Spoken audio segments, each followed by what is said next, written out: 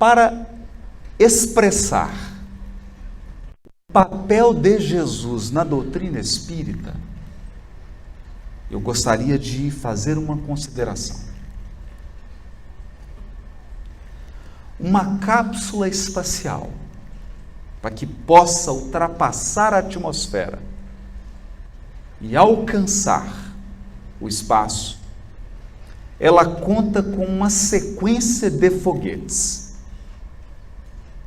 O primeiro par de foguetes é pesado, denso, de muita potência, e ele é assim meio estabanado. É tanto que, se você observou o lançamento de um foguete em Cabo Canaveral, você verá que as pessoas se protegem, porque realmente é fumaça, fogo, muito barulho, mas é essa força inicial que leva a cápsula até uma determinada altitude. Depois dessa altitude, esse foguete potente torna-se agora um peso.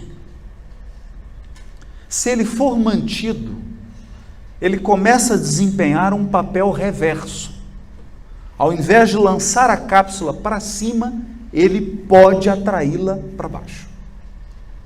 Portanto, a cápsula se desfaz desse foguete inicial e começa a operar uma segunda fase de foguete, um pouco mais leve, menos potente, mas que vai levar aquela cápsula daquela altitude até uma outra superior.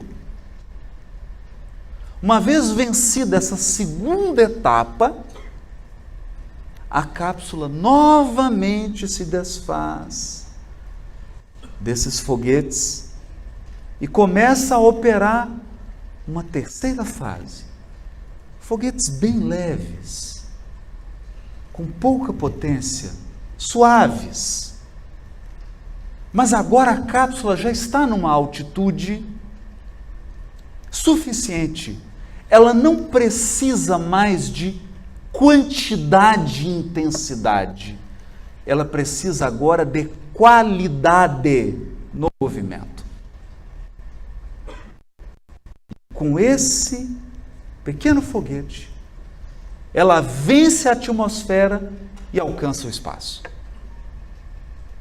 Eu trago essa metáfora para que você não interprete a minha fala como de alguém que quer criticar os acontecimentos anteriores que nos trouxeram até aqui.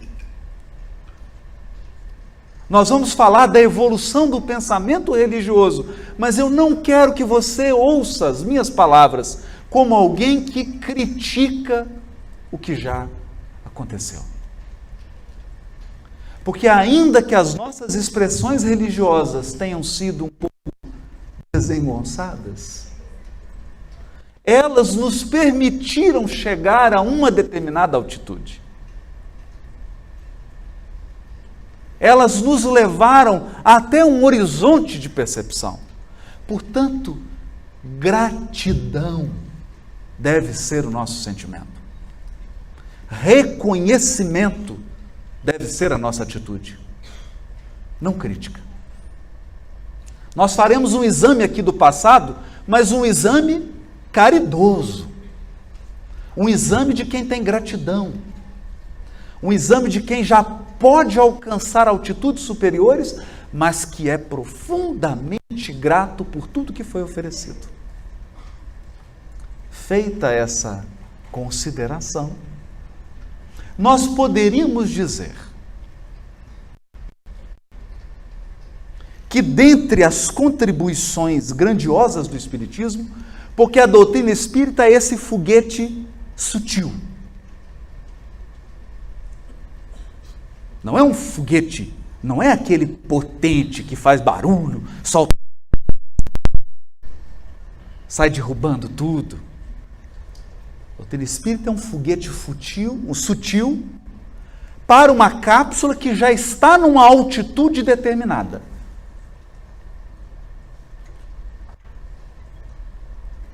O que vigora agora não é mais a intensidade e a força, mas a precisão da direção e do sentido.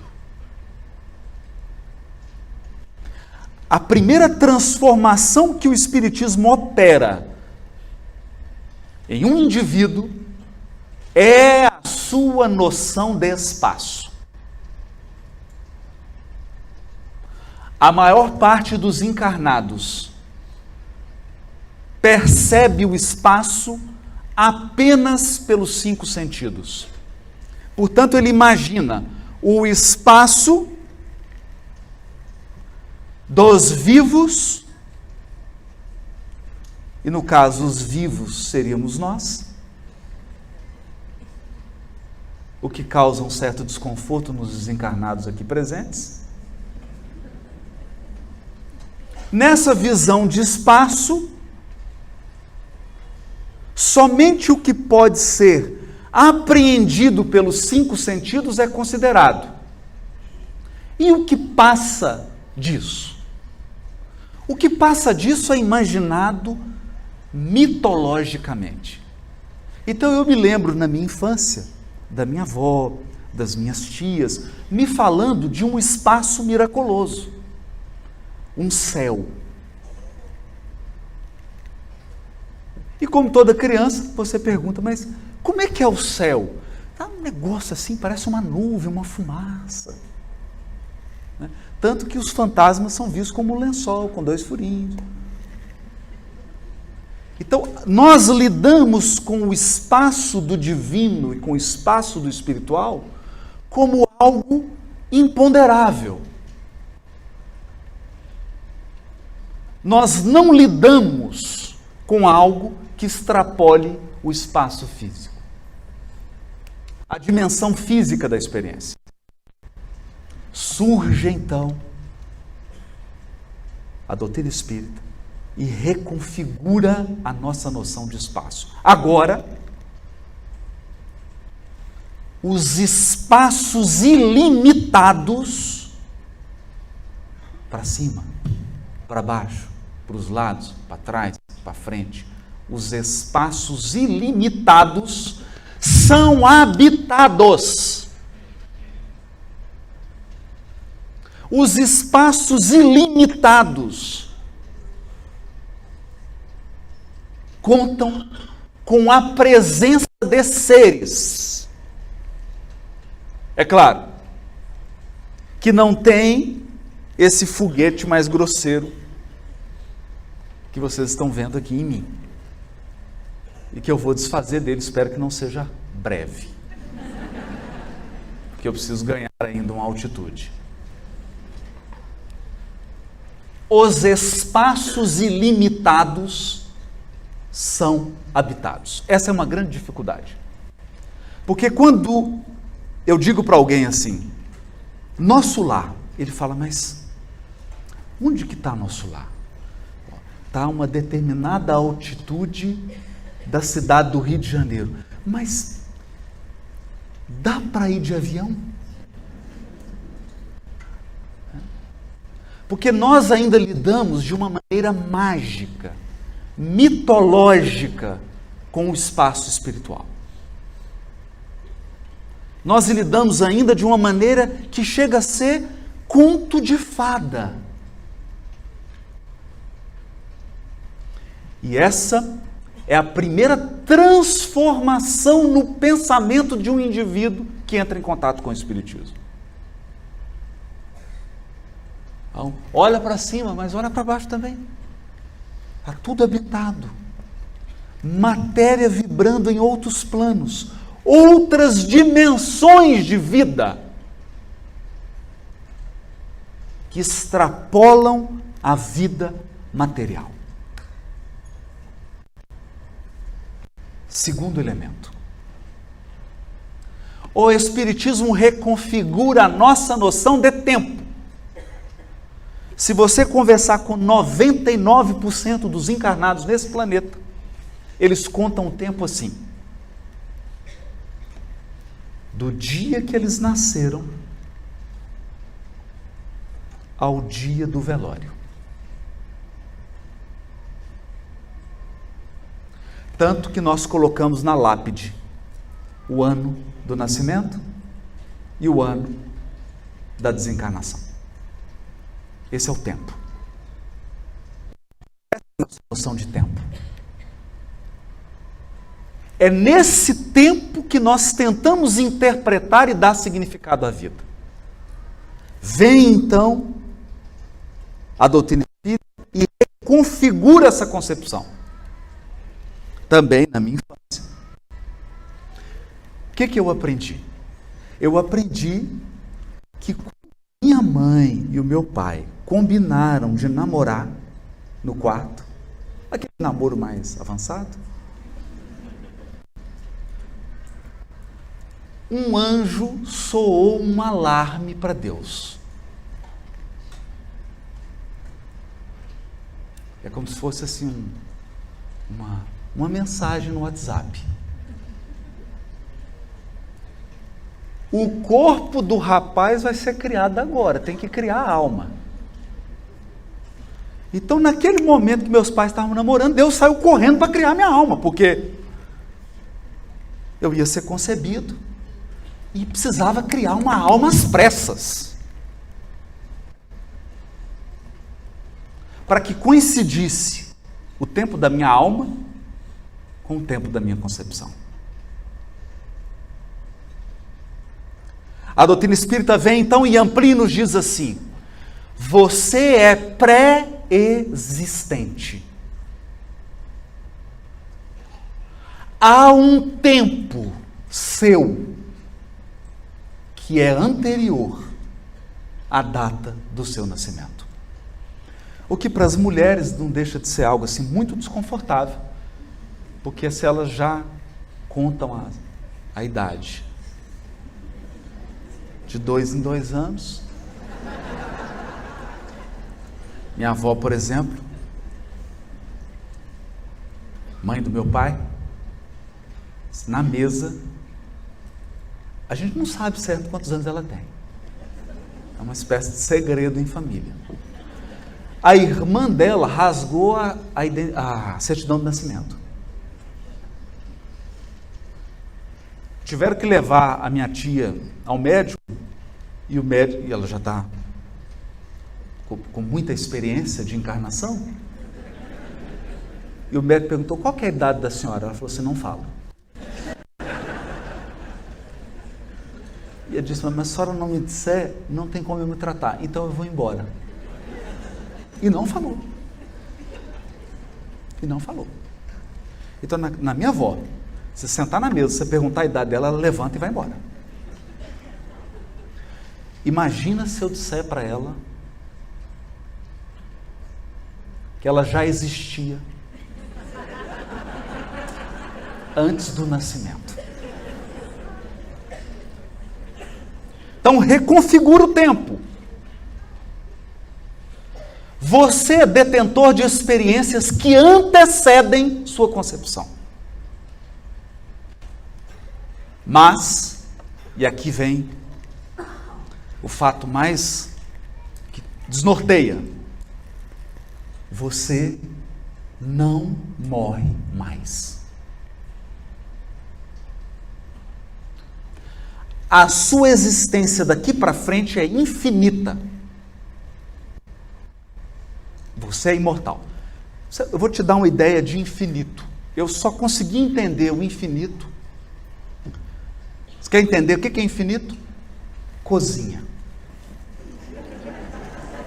Cozinha é uma coisa infinita.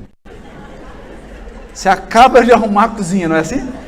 Acaba de arrumar a cozinha.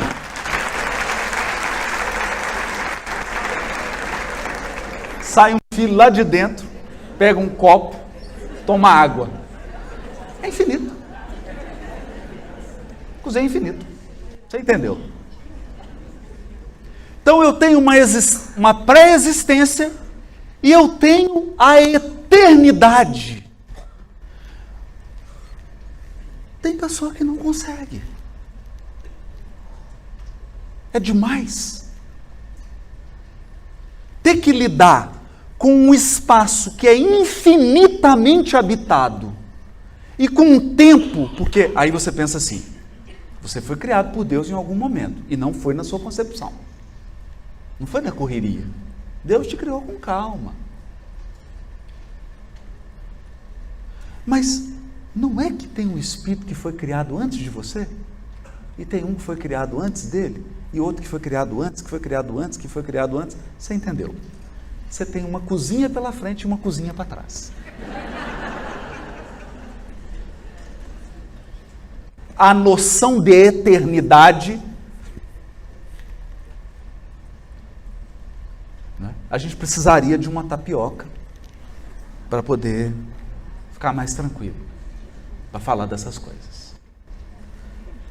Então, reconfigurou o espaço, reconfigurou o tempo. Mas ele vai fazer uma outra reconfiguração. Porque de que adianta eu ter a eternidade pela frente e eu ter um imenso tempo para trás, se isso não tiver uma direção, se não tiver uma seta? Então a doutrina espírita trouxe a dimensão de uma grande seta que aponta para o alto. Essa seta se chama evolução espiritual. Evolução espiritual. Por quê? Porque séculos atrás, nós até imaginávamos um espaço divino, cada um a seu modo. Por exemplo,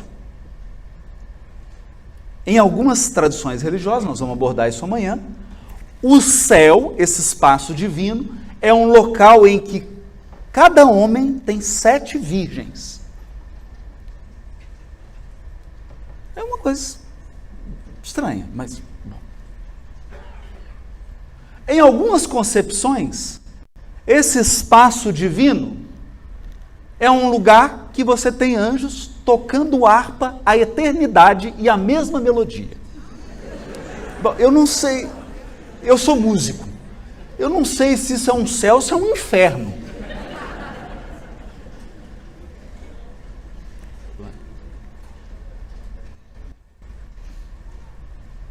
Então, concepções de um espaço divino, mas há uma coisa curiosa nesse espaço divino. O que é curioso nesse espaço divino? O curioso nesse espaço divino, que pode ter 7 virgens, ou um anjo tocando harpa e comendo uva, bom, aí fica o critério da imaginação de cada um. O que é curioso nesse espaço é que nesse espaço convivem criaturas muito distintas.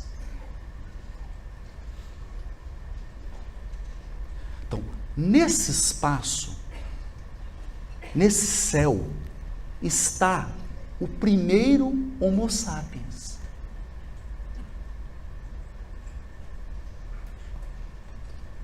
Ao lado de Einstein, que ele foi para o céu.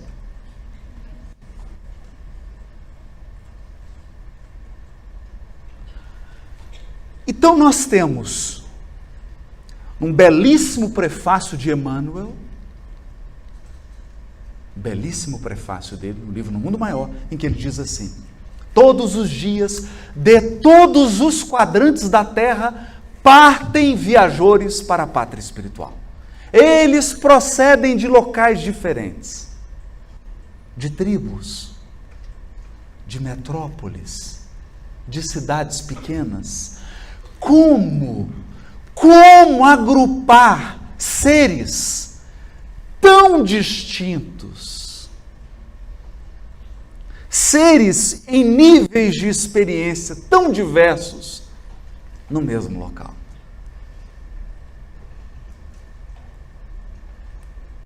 Então, o terceiro elemento em que a doutrina espírita reconfigura é que ela trata da evolução.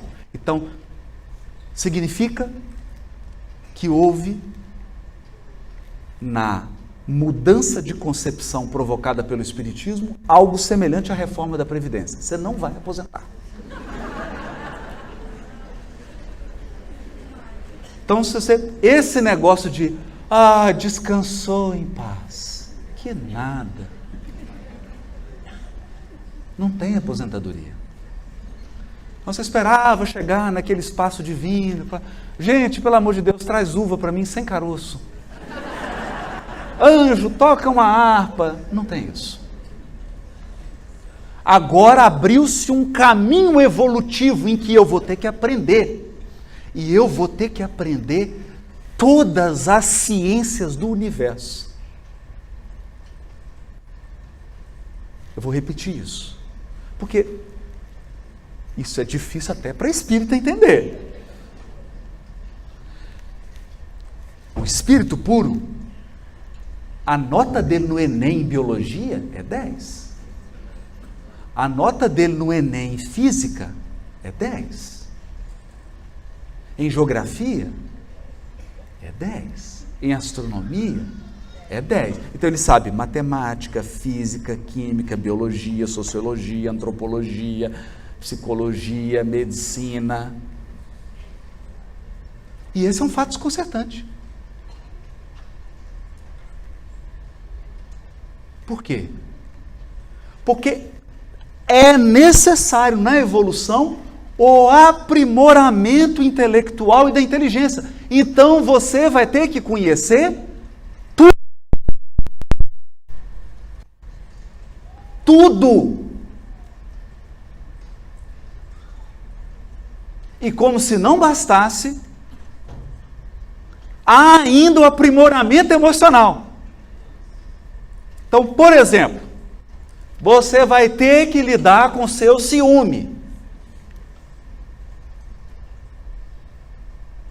Ah, mas eu sou ciumento.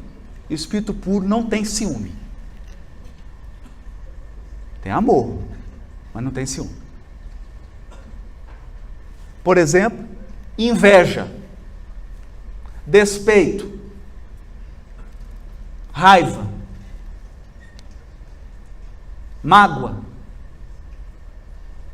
e um conjunto de experiências que dizem respeito ao sentimento. Egoísmo, orgulho, vaidade, arrogância, prepotência, violência. Então, além de ter que estudar física, e acredite, você vai ter que saber 1 milhão de vezes mais física do que o Stephen Hawking, para ser um espírito puro.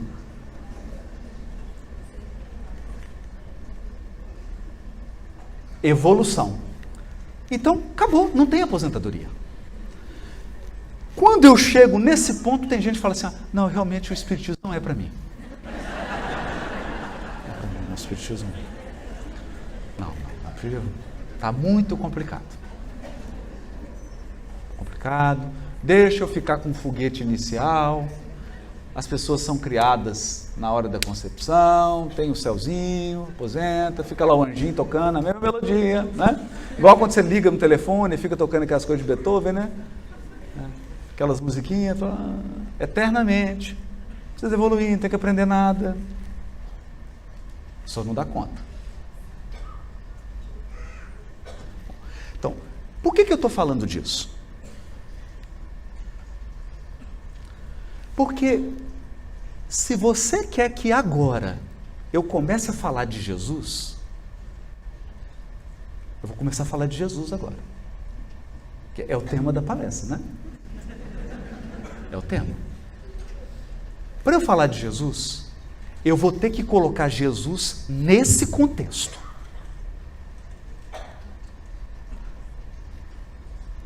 No contexto de um espaço infinitamente habitado, no contexto de uma eternidade e no contexto da evolução. Então eu te digo, você acha, eu vou perguntar aqui, você acha realmente que eu estou falando de aspecto religioso apenas?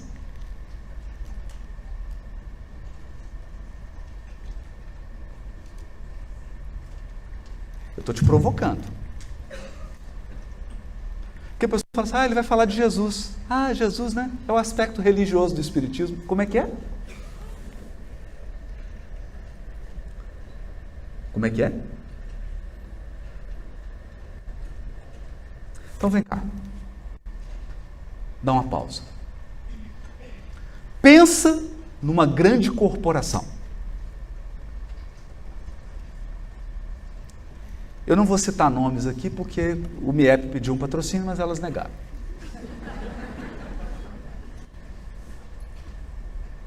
Você acha que uma corporação não. Você acha que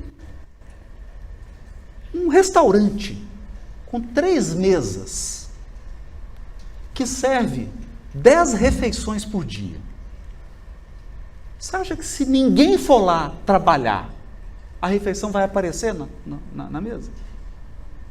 Agora, digamos que você coloque 2 funcionários para trabalhar. Se não tiver alguém coordenando, dirigindo, dando ordem, quem é que acha que vai funcionar? Graças a Deus. Não, porque às vezes sempre tem alguém mais crédulo, né? Não vai funcionar. Então você imagina uma corporação que tem 30 mil funcionários.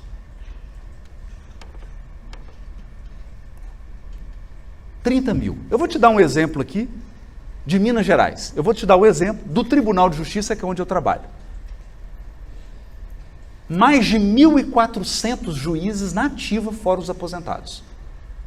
Mais de 15 mil servidores. Você acha que precisa ter um coordenador geral? Precisa. Sabe quantos tem? 4. Um presidente e 3 vices.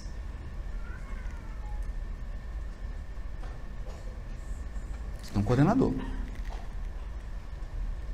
Agora eu pergunto uma coisa. Eu quero que você volte a 4,5, aproximadamente 4,5 bilhões de anos atrás, quando o planeta Terra estava se formando. Você acha que precisava ter um coordenador? Não precisa. Não, é simples. Tudo se formou assim, né? Na mágica. Você acha mesmo? Por exemplo, quem que cuidou da formação geológica do planeta? Quem coordenou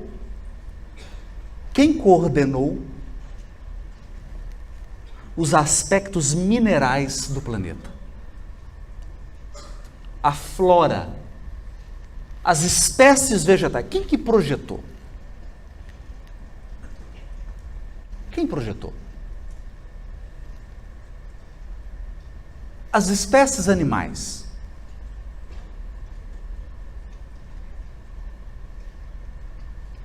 E quem projetou esse extraordinário e incrivelmente complexo corpo humano?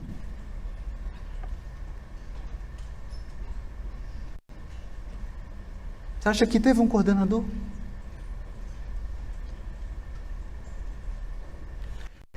Então o Espiritismo vem com um 4º elemento, porque ele trabalhou a nossa noção de espaço, o Espiritismo trabalhou a nossa noção de tempo e o Espiritismo trabalhou a nossa noção de progresso espiritual.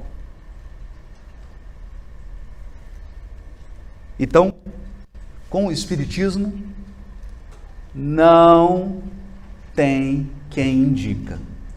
Porque antes a gente falava assim, puxa vida, né? Eu vou pedir para o santo tal, porque aí você consegue uma vaga para mim lá no céu. Está tão difícil, né?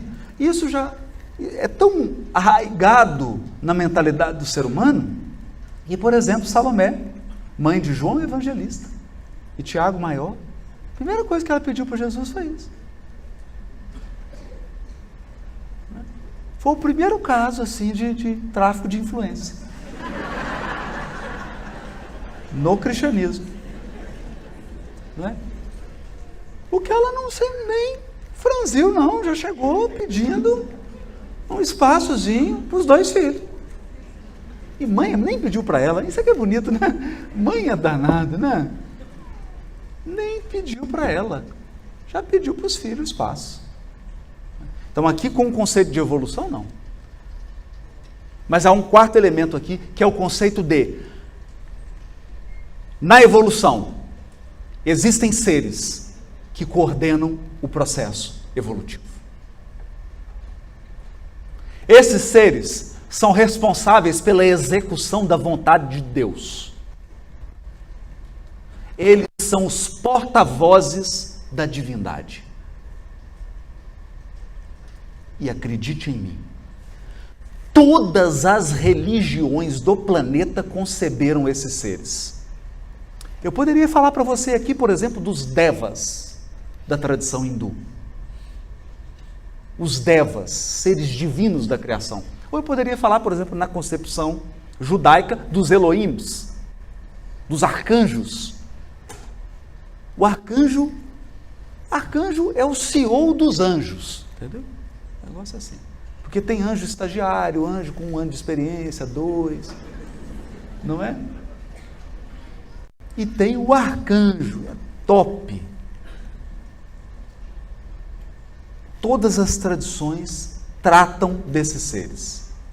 Inteligências divinas, que representam a divindade. Até Platão, na Grécia, formulou o conceito de um CEO do planeta. CEO do planeta. E ele deu o nome desse CEO. CEO, gente, CEO é um chefão. Pensa num chefe. Pensa mais. E ele chamou esse coordenador do planeta de Demiurgo.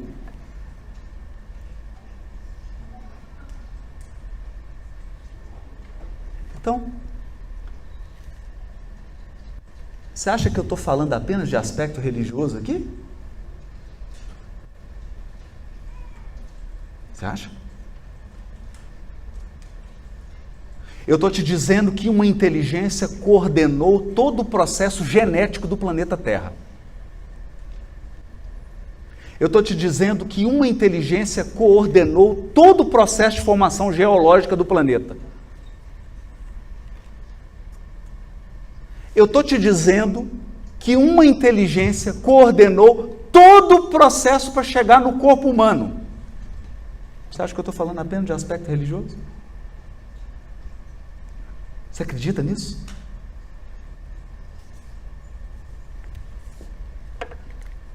Então e aqui complica. Eu já estou vendo que tem algumas pessoas que já estão querendo deixar de ser espírita e sair agora. Porque antes era mais fácil. Por que era mais fácil? Porque antes era assim, não, peraí, vamos organizar as coisas. Religião é igreja.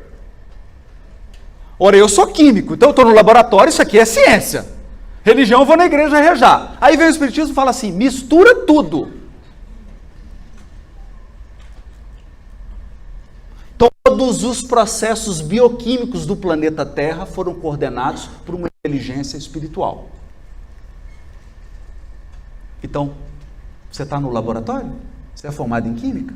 Então você é um religioso.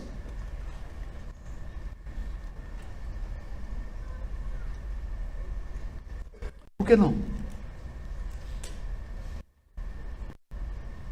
Por que a distinção? Então, quando o Espiritismo traz a figura de Jesus, ele a coloca num outro lugar. Eu estou criticando, você lembra no início?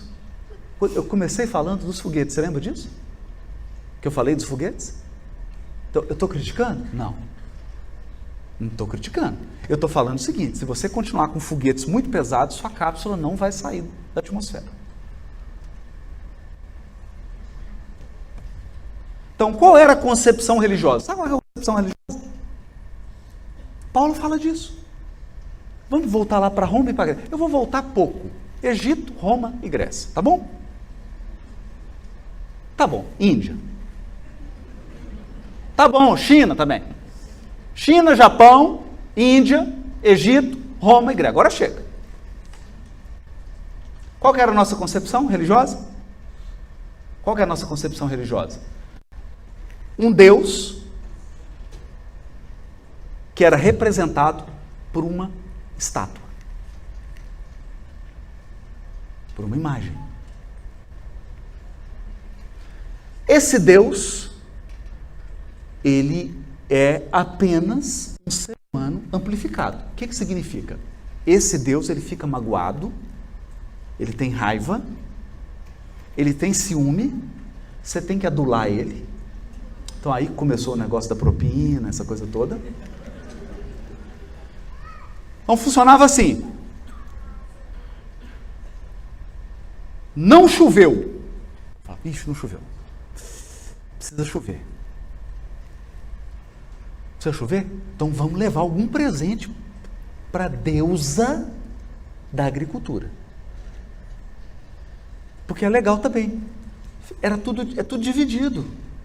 Então é uma deusa que cuida da agricultura, tem uma que cuida da maternidade, tem outra que cuida, entendeu? Todos os assuntos. É um deus para cada assunto. E aí você leva um presente.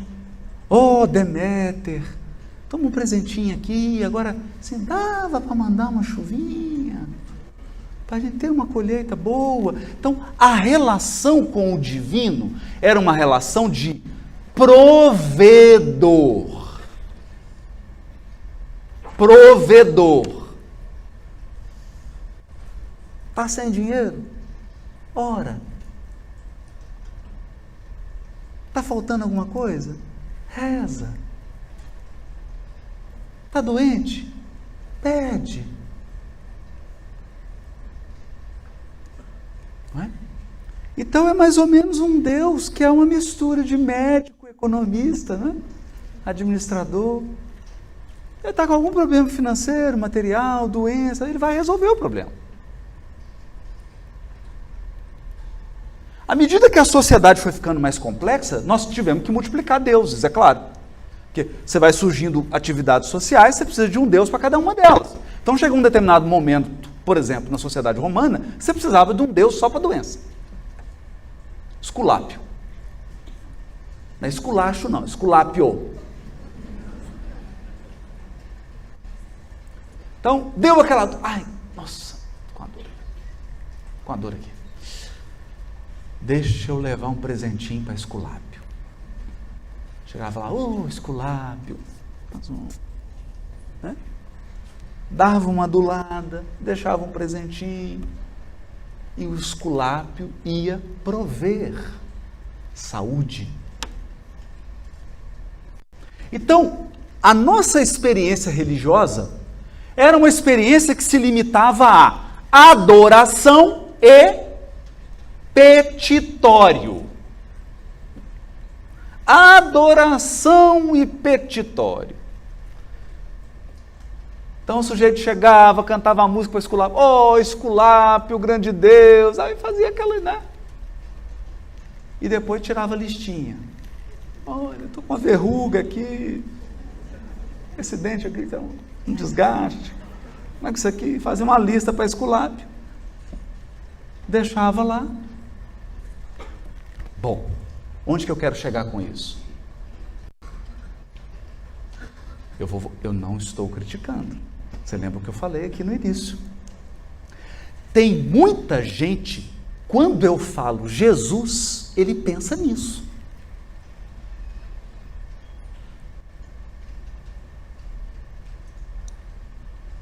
Ele pensa nisso. Então eu falo assim, Jesus! Aí ele fala, minha listinha.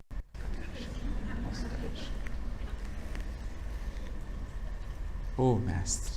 Oh, Jesus amado, Jesus querido, mestre, né? Aí você faz toda uma adulação. Depois você começa com a lista. Por quê? Por quê?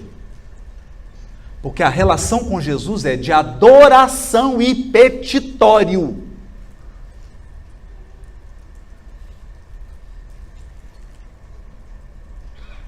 O que aconteceu? Passaram-se 2 anos.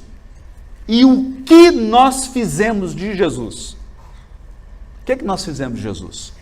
Uma imagem, não é? Então, como é que é a imagem?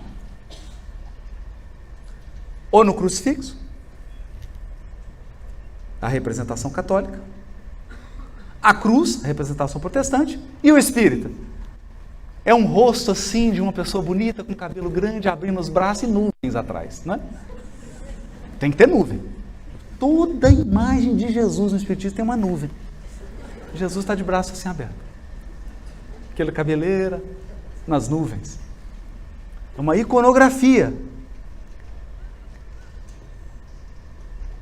E aí a gente imagina o Jesus nessa imagem, para quê? Para ficar pronunciando palavras belas de elogio, não é? Então, é engraçado, porque a gente vai ver assim, por exemplo, algumas preces espíritas, e um terço da prece é elogiando Jesus, Senhor, mestre das nossas vidas, amigo, médico das almas, e começa a dar um tanto de título para ele, fica quase um currículo.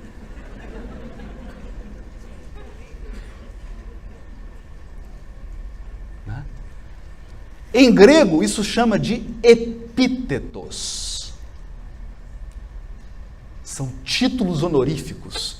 Médico das almas, pastor das almas, educador dos espíritos. E aí vai dando um monte de título. Para cada título, uma petição. Né? Médico das almas. Estou com hérnia aqui. Dente, sabe? Educador, né? Precisa passar no Enem. Não é? Não é assim? A gente faz o petitório. Não é uma relação antiga, é uma relação que nós já temos há mais de 5.000 anos com o divino.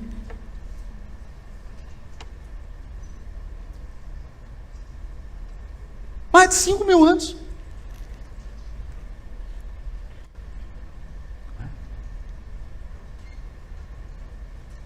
A nossa relação com o divino é essa.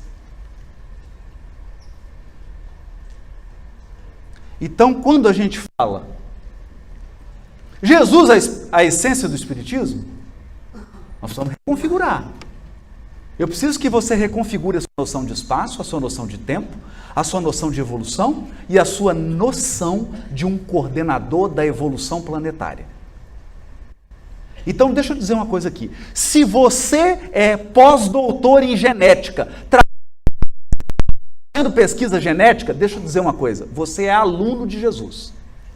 Porque você não sabe nem 0,5% do que ele sabe.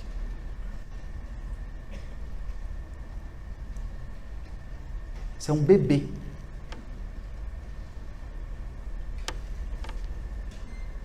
Você é um bebezinho.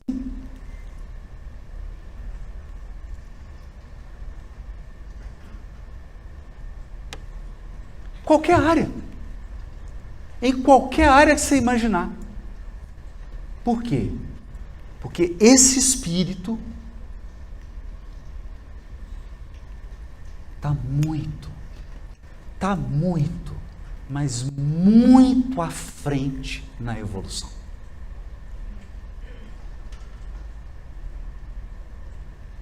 Então, é esse Jesus que é resgatado pelo Espiritismo.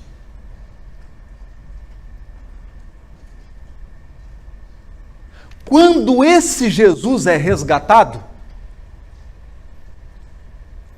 aí nós vamos ter que fazer uma coisa aqui, que para algumas religiões é heresia. Há 200 anos atrás eu seria queimado vivo agora. Já fui, mas bom. Mas a gente insiste.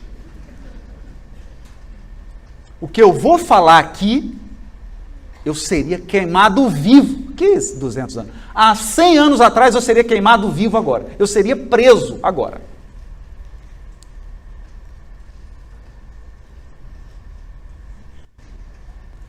Quando um espírita olha para Jesus, o anseio dele, sabe qual é? Se tornar igual a ele.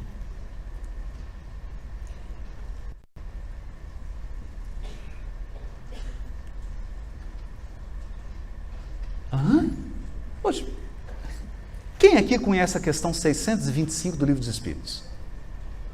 Nossa, só isso?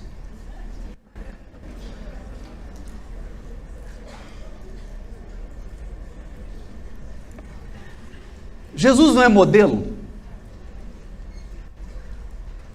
Modelo. É o modelo. Para que você tem um molde?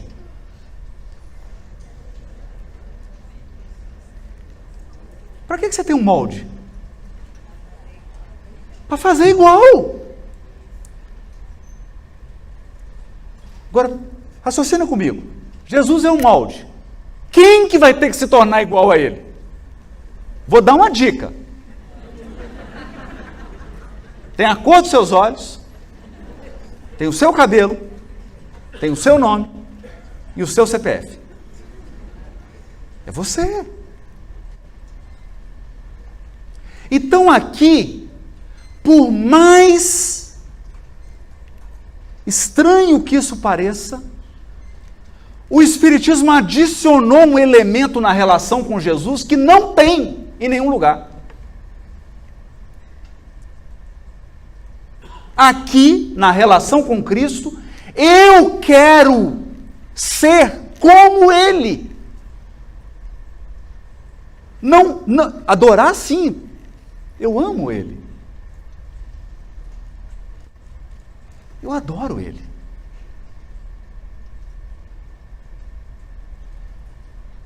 Eu tenho veneração por Ele. Mas Ele espera que eu me transforme em um espírito puro como Ele. Então agora, se você é espírita e você é apresentado a Jesus, eu tenho pena de você.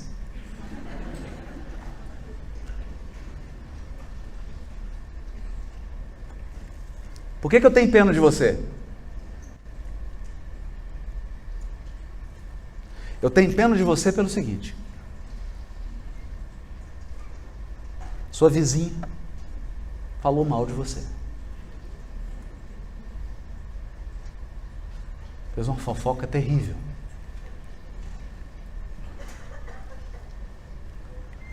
E aí a fofoca chegou na família. E o que a família aconselhou? Enforcar a vizinha. Forma lenta, gradativa e eficaz.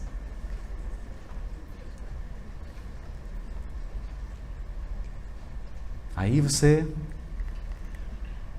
por uma infelicidade, resolve abrir o Evangelho segundo o Espiritismo. Antes era tão simples. Colocava um crucifixo, era só rezar para ele. Falar, Jesus, mestre, amado, querido, blá, blá, blá. Só isso, poxa. Agora eu abro, está lá. Ai, pelos que vos caluniam.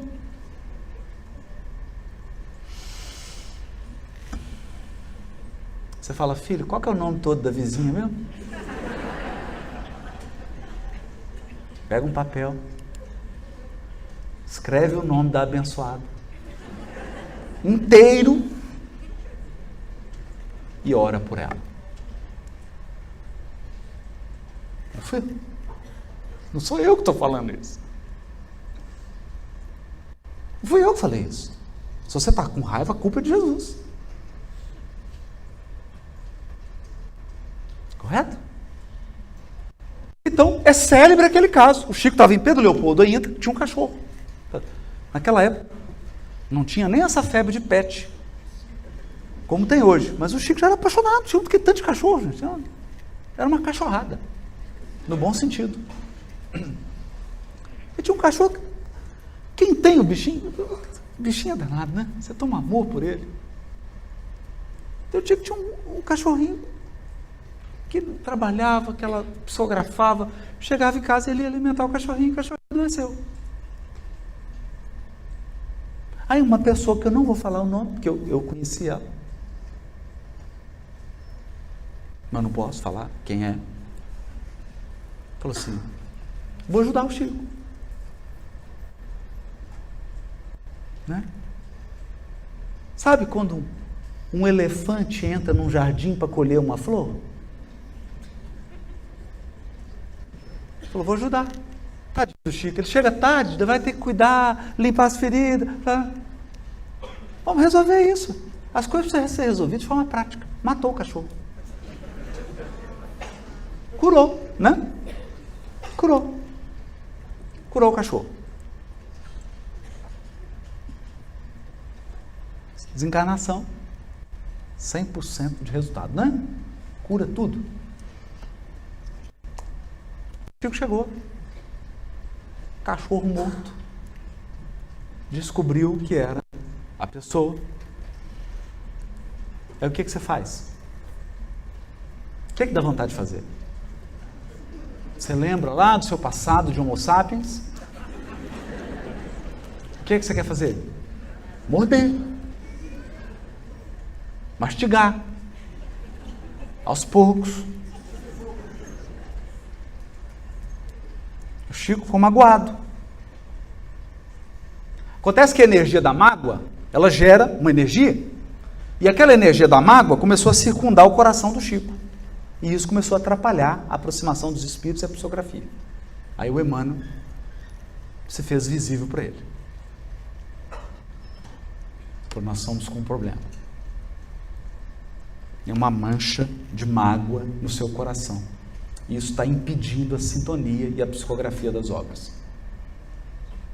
E o Chico, nossa, meu Deus, o que eu faço, Emmanuel? Sabe a fulana? Sei. Você tem que descobrir o que ela mais quer ganhar de presente. O presente que ela mais quer ganhar. Comprar e dar para ela. O Chico falou assim, mas só está de brincadeira.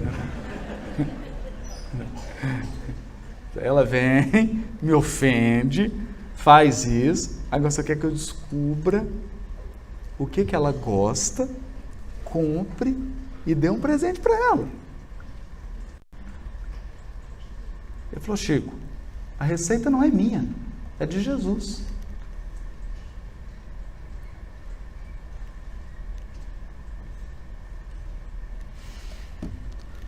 O que ela quer ganhar? Década de 50. Uma máquina de costura. Chico comprou a máquina. Está pagando até hoje. Ele pegou o salário dele, dividiu em prestações, dá 3 encarnações pagando. Carnê. Comprou a máquina. Deu a máquina de presente. A hora que ele deu a máquina de presente para a pessoa, a alegria. A pessoa costurava. O sonho dela era ter a máquina, porque ela sobrevivia daquilo. A alegria foi tão grande, saiu uma luz do coração da criatura que matou o cachorro. Aquela criatura que matou o cachorro, saiu uma luz do coração dela em direção ao chakra cardíaco do Chico e limpou tudo. Emmanuel apareceu e disse, está resolvido. Jesus, então, você vai fazer uma lista agora de 2 pessoas que você está magoado. Vai descobrir o que elas querem ganhar.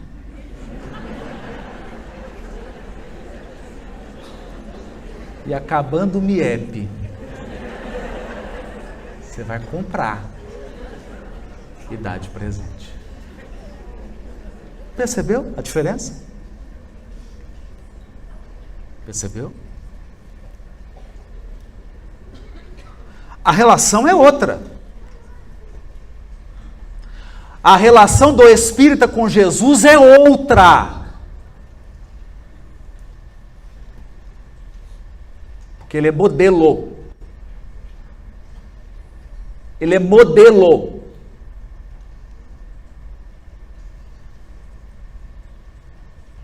Ah, mas eu acho que o certo é assim. O problema é seu. Sabe por quê? Jesus é um espírito puro e você está encarnando aqui. Quem que você acha que está errado? Jesus?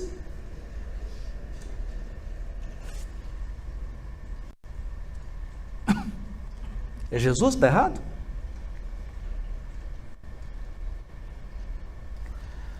Mas ele também é guia.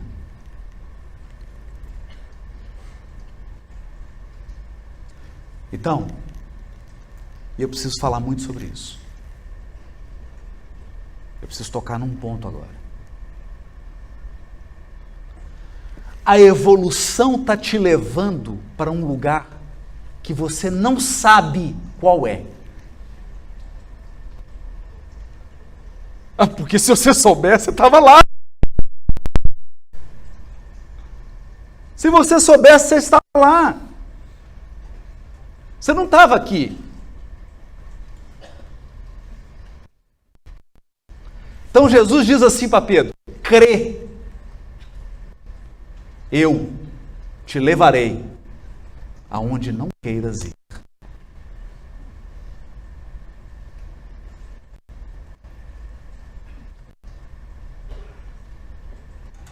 Tá? Você já teve DR com Jesus? É bom que você comece a ter. Porque ele fala assim, eu vou te levar. Você fala assim, esquece de mim, tem outro aí, leva outro. Deixa eu ficar aqui.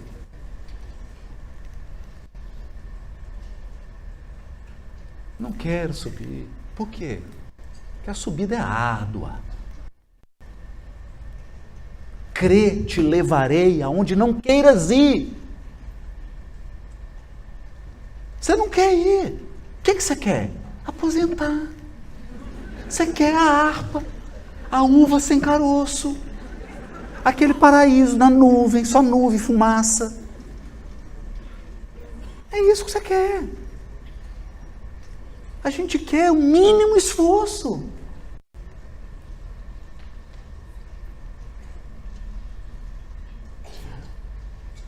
Então, um guia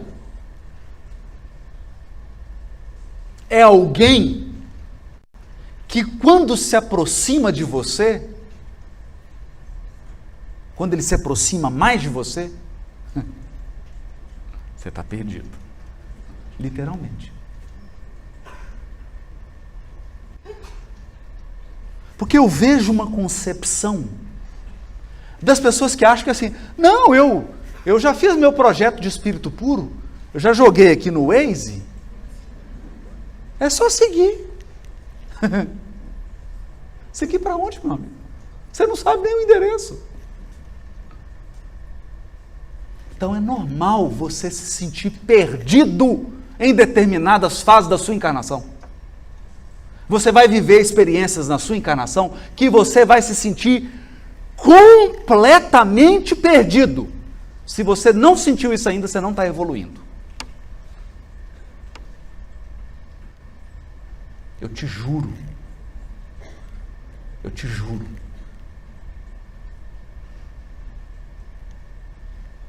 Nessa hora você fala assim, Senhor, eu não sei qual caminho tomar.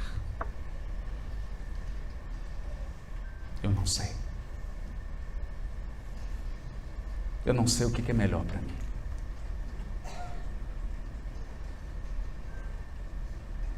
E aí você vai começar a construir. Agora, deixa eu te dizer uma coisa. Se você está associando isso que eu estou falando aqui àquela experiência religiosa de 500 anos atrás,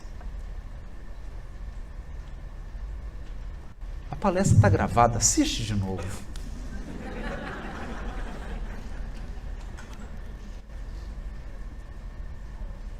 Tem nada a ver.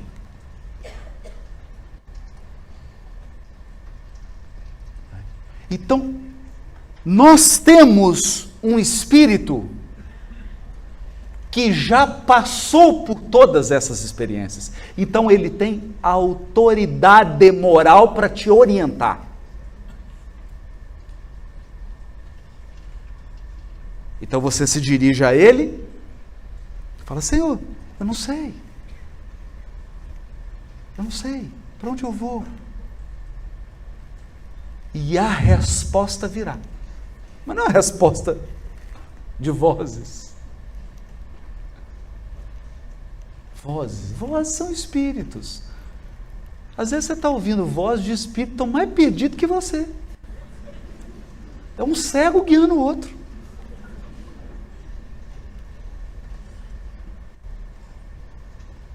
Você vai ser invadido por uma intuição profunda, por um sentimento profundo, intangível.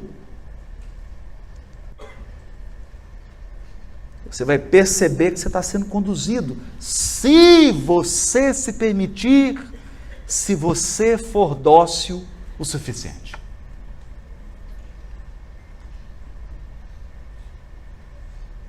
Ele vai te conduzir. E algumas vezes você não vai gostar. Você não vai gostar. Mas uma coisa vai acontecer. Cada vez que Ele te conduzir, Ele tira um pouco de você e coloca um pouco dele.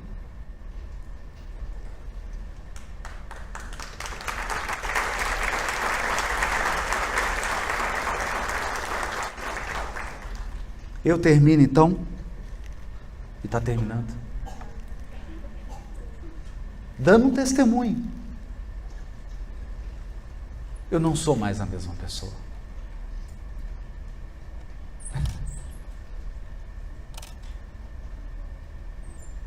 Esse Jesus eu conheci nessa presente encarnação, nessa formatação, nisso que eu te contei aqui, quando eu tinha 15 anos de idade. Eu não consigo ser mais a mesma, eu não tenho mais força de ser a mesma pessoa. Eu não estou dizendo que eu estou bom. Eu não estou te dizendo que eu não sou perigoso ainda. Não é isso. Eu estou te dizendo que eu não sou mais a mesma pessoa.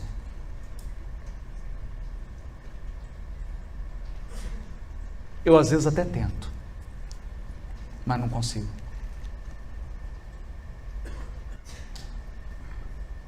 Às vezes eu fico uma semana sem conversar com ele.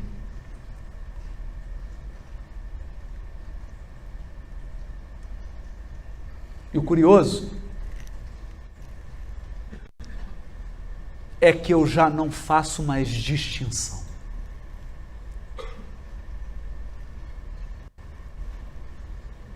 Na minha relação com ele, não importa se eu estou no fórum, se eu estou na rua, se eu estou no restaurante, se eu estou tomando banho. Isso não tem mais sentido. Não há mais lugares sagrados e horas sagradas. Todos os lugares são sagrados e todas as horas são sagradas.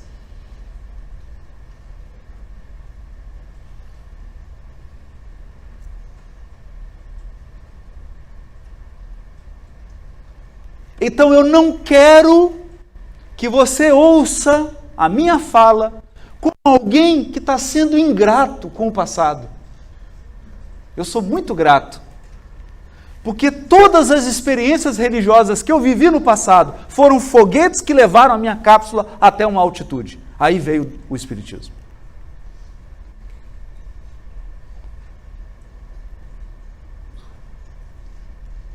E aí ele começou a me propor altitudes que às vezes eu tenho medo.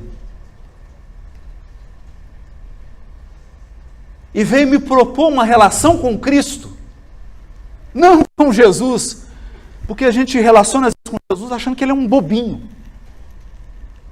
Não, ele é o governador do orbe.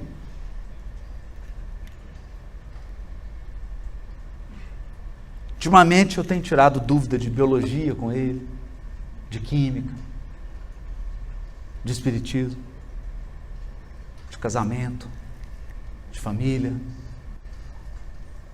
de finança, de trabalho, de saúde. E eu espero que você rompa essas caixinhas artificiais essas caixinhas de aspecto religioso, aspecto filosófico, aspecto científico, isso é para ensinar quem tem uma semana de espiritismo. Para quem tem 35 anos como eu, essa pedagogia não serve mais. E eu espero que você verdadeiramente tenha uma experiência com o Cristo.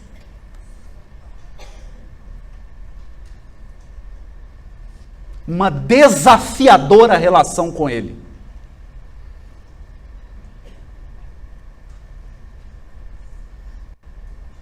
Porque Ele vai te transformar. A seu contragosto. E você será muito grato. Porque uma coisa é certa. Ele é um amigo que faz concessões. Ele é um amigo que faz concessões. Ele estabelece um plano de aprendizado, mas ele conversa com você.